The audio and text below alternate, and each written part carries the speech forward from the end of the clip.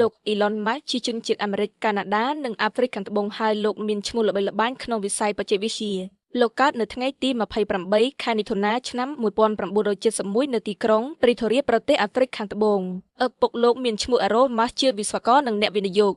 និងម្ដាយអ្នកស្រី Maya Musk ជាអ្នកម៉ូដែលនៅកុមារភាពលោកមានចំណាប់អារម្មណ៍ខ្លាំងលើវិទ្យាសាស្ត្រនៅអាយុ12ឆ្នាំលោកបានបង្កើតនិងលក់ហ្គេមកុំព្យូទ័រដែលមានឈ្មោះថា Plastar បន្ទាប់ពីចេញពីអាហ្វ្រិកខាងត្បូងនៅអាយុ17ឆ្នាំលោកបានទៅកាន់កាណាដាហើយបន្តការសិក្សានៅសាកលវិទ្យាល័យ Queen's University និងបច្ចុប្បន្ននៅសាកលវិទ្យាល័យ Pennsylvania របស់អាមេរិក Elon Musk មានកូន10នាក់ដ៏លោកបានគិតថាពិភពលោកត្រូវការមនុស្សច្រើនដើម្បីពង្រឹងសេដ្ឋកិច្ចនិងវិទ្យាសាស្ត្រលោកបានបង្កើតZippy នៅឆ្នាំ1996ក្រុមហ៊ុនលើកដំបូងដែលបានផ្ដល់សេវាអ៊ីនធឺណិតសម្រាប់ការសាកនិងបានបង្កើត PayPal ឆ្នាំ1999បន្ទាប់ពីលក់ Zippy លោកបានបង្កើត X.com ដែលនៅក្រោយបានក្លាយជា PayPal ហើយលក់ទៅ eBay ក្នុងតម្លៃ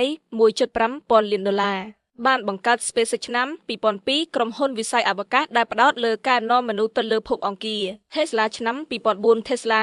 Inc គឺជាក្រុមហ៊ុនផលិតរថយន្តអគ្គិសនីនិងបច្ចេកវិទ្យាជាន់ខ្ពស់បានបង្កើតក្រុមហ៊ុន Solar City ឆ្នាំ2006ក្រុមហ៊ុនផ្ដោតលើសូលានិងបរិស្ថានស្អាត Neuralink និង Deep Boring Company បច្ចេកវិទ្យាដើម្បីបង្កើតភាពច្នៃប្រឌិតដ៏ចុងក្រោយលើប្រព័ន្ធសរសៃប្រសាទបង្កើតរថយន្តអគ្គិសនីដ៏ទំនើប Tesla Model S Model 3 Model X និង Model Y បង្កើត SpaceX ដែលជាក្រុមហ៊ុនឯកជនដំបូងបញ្ជូនអ្នកសិក្សាអវកាសទៅ ISS បច្ចុប្បន្នលោក Elon Musk គឺជាមនុស្សមានទ្រព្យសម្បត្តិខ្ពស់បំផុតលើពិភពលោកក្នុងចំណោមសេដ្ឋីដ៏ទៃទី2024លោកមានទ្រព្យសម្បត្តិប្រមាណជាង$230,000 លានអាមេរិក